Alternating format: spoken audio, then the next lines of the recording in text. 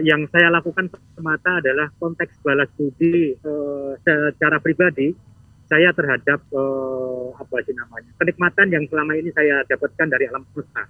Ketika orang-orang berlomba-lomba untuk memupuk banyak hal, terutama materi, kesuksesan, ukuran kesuksesan, orang-orang selalu memburu yang berwujud materi, berwujud fisik. Tapi saya kemudian ternyata mengambil keputusan yang berbeda arah. Hal terburuk yang pernah saya temui bersama teman-teman di lapangan adalah ketika apa sih namanya,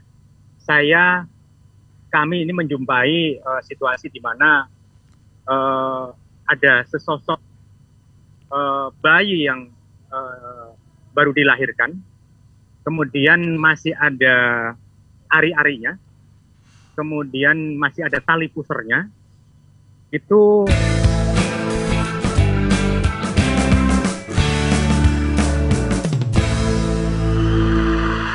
halo Sobat Antara dimanapun berada, jumpa lagi bersama saya Afud Syafril di program Cerita dari Selatan, khususnya di podcast Antara. Sudah banyak sosok yang kita hadirkan di beberapa episode. Tentu saja kali ini Cerita dari Selatan selalu menghadirkan sosok-sosok inspiratif yang mampu memberikan motivasi, contoh dan juga hal pengorbanan yang dia lakukan, dan seolah-olah dia menjadi atau bukan seolah-olah, tapi memang dia sebagai seorang pahlawan bagi di bidang masing-masing.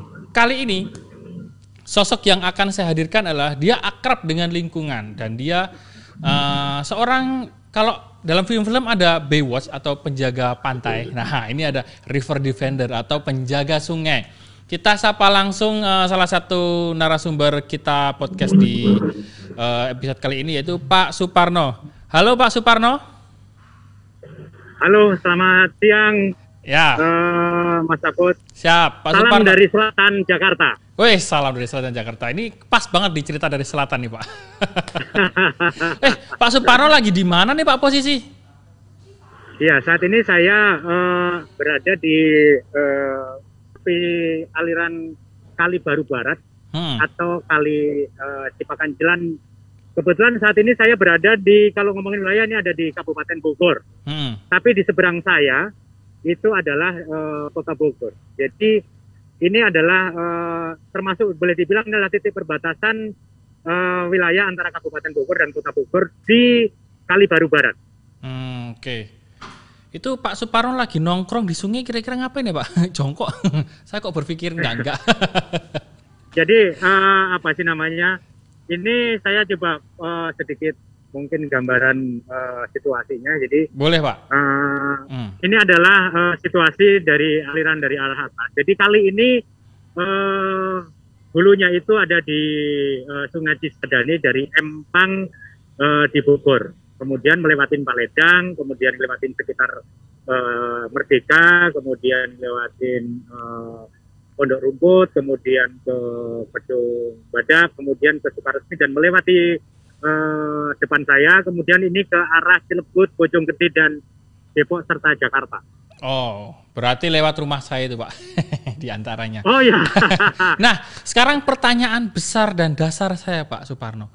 Kenapa, Pak, memilih sungai? Dan kenapa Pak Suparno terjun ke sungai? Ya, apa sih namanya?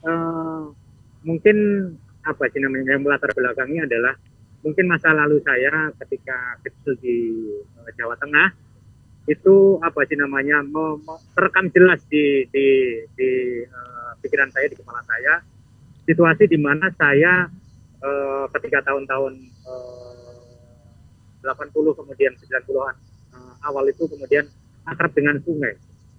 Jadi setiap hari kami sangat erat sekali hubungan dengan sungai. Jadi kami juga bermain di sungai, kemudian memberi pakan ternak, kami cuci rumput dari sungai, kemudian kami menyirami tanaman yang ada di ladang juga menggunakan aliran sungai, kemudian mandi juga di sungai. Tapi ternyata itu tidak terjadi di hari ini, terutama saya yang ada di Kota Bogor. Karena tempat saya kemudian tinggal dari sejak tahun 94, ternyata memang terjadi perubahan yang sangat drastis, di mana apa sih namanya, kebiasaan-kebiasaan kita yang kemudian terkait dengan lingkungan itu kemudian tidak banget, bukan menurut saya bukan manusia banget itu. Kita mungkin lebih, kalau berbicara ini mungkin kita lebih barbar dari binatang. Binatang bahkan tidak kemudian meninggalkan jejak yang kemudian buruk bagi lingkungan. Tapi ternyata kita sebagai manusia hari ini kemudian telah merusak semuanya. Nah, dengar-dengar Pak Suparno ini sempat bekerja di perusahaan, tapi memilih resign untuk mendedikasikan diri di sungai. Kenapa Pak? Terus sekarang kegiatannya ngapain? Iya, jadi betul, saya resign dari tempat saya bekerja di bulan Juli tahun 2019. Yang kemudian melatar belakangi saya untuk resign adalah saya pengalaman masa kecil saya tadi saya ceritakan sekilas. Kemudian ketika saya bekerja, kemudian ada kesempatan untuk melakukan perjalanan mengunjungi beberapa wilayah di Indonesia, dan ketika saya mengunjungi beberapa wilayah di Indonesia itu saya ingin melihat kondisi sungai. Kemudian ini sebagai bentuk saya untuk mengumpulkan data atau informasi yang saya lihat secara langsung. Kemudian beberapa kali juga saya berkesempatan mengunjungi beberapa negara. Kemudian ini coba kemudian saya analisa secara pribadi dan saya diskusi dengan teman-teman. Sampai akhirnya setelah mendapatkan data, kemudian fakta, kemudian apa yang terjadi, saya memantapkan diri untuk keluar dari pekerjaan untuk kemudian membela sungai lebih total gitu kurang lebih. Jadi sejak tahun 2019 bulan Juli, setelah resign saya bergabung menjadi tim Satuan Tugas Naturalisasi Ciliwung Kota Bogor. Oke Pak Suparno, apa sih Pak keuntungan bagi Pak Suparno sendiri sampai rela resign dan membela sungai seperti itu? Mungkin bukan konteks untung, tapi yang saya lakukan semata adalah konteks balas budi secara pribadi saya terhadap kenikmatan yang selama ini saya dapatkan dari alam semesta.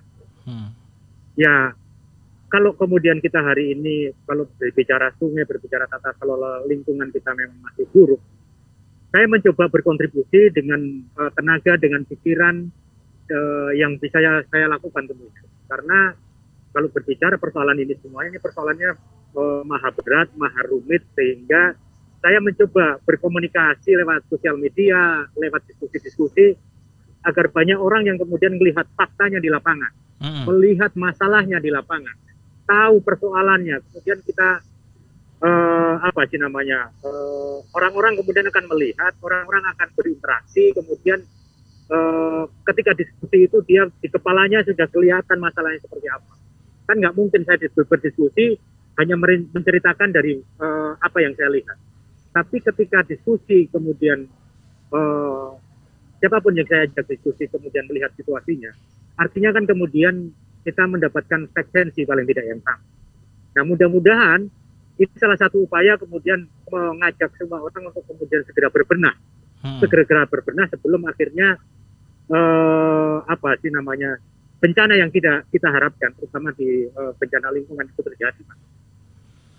Oke, Pak Suparno, pengalaman Pak Suparno berarti kan dedikasinya cukup besar lah, dan saya kira cukup patut diacungi apresiasi sepanjang jempol kalau ada. Tapi yang jadi pertanyaan saya Pak, ketika Pak Suparno melihat kondisi sungai di kawasan Bogor sampai Jakarta pada saat ini, bagaimana Pak kira-kira kondisinya? Ya, kalau secara umum sebenarnya kondisi sungai kita itu sebagian besar tidak mengembirakan. Mengembirakan itu artinya dari ekspektasi pribadi saya, di mana kalau saya mau bermain atau berkunjung ke sungai itu, kemudian sungainya relatif bersih, kemudian environment-nya juga aman untuk didatangin, untuk dikunjungin. Misalnya saya mengajak anak saya, kemudian dari sisi aman, dari sisi keselamatan kemudian terjaga. Ternyata kan kemudian kalau saya, ini titik ini tidak jauh dari tempat saya tinggal kebetulan. Jadi kalau berbicara kondisi sungai di Indonesia secara umum ini masih jauh dari mengembirakan. Mungkin juga teman-teman pemirsa kabar dari Selatan ketika nanti akan melihat bahwa tanggal 27 Juli nanti adalah Hari Sungai Nasional. Oke. Tanggal 27 Juli nanti adalah satu dasawarsa setelah pemerintah sejak tahun 2011 menetapkan 27 Juli sebagai Hari Nasional. Tapi ternyata momen tersebut hanya terpampang atau tertulis dalam kalender. Tapi kemudian kalau berbicara persoalan sungai, kalau kemudian sejak tahun 2011 kita secara bersama-sama kemudian turun secara konsisten, kondisi sungainya harusnya kemudian membaik. Tapi faktanya hari ini setelah hampir 10 tahun pada 27 Juli nanti kondisinya yang di hadapan saya salah satunya seperti ini.